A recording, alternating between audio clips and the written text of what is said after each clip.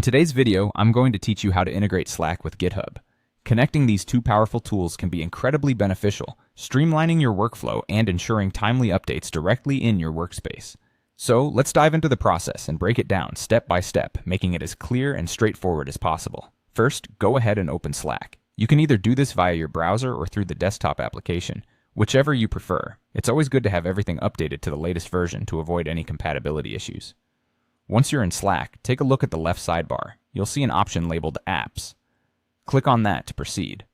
Now, it's time to find the GitHub app within Slack. Simply type GitHub in the search bar. As you start typing, you should see the GitHub app appear in the search results. When you see it, click on it to select it, and then press the Add to Slack button. This action will lead you to the authorization step. At this point, you will need to authorize the installation. Slack needs permission to integrate with your GitHub account, so it's very important to ensure you are installing it in the correct Slack workspace. Make sure you've chosen the right one from the options available. If you're handling multiple workspaces, double-check this to avoid any mix-ups later on. Once you've selected the appropriate workspace, you'll be prompted to sign in to your GitHub account. Follow the on-screen instructions to log in. If you aren't already logged in, take a moment to do so now. This will typically involve entering your GitHub login details or opting to authenticate via a preferred method. After logging into GitHub, be prepared to grant the necessary permissions. This step is crucial as it allows the integration to access the features it needs to function properly. Make sure to read through the list of permissions carefully.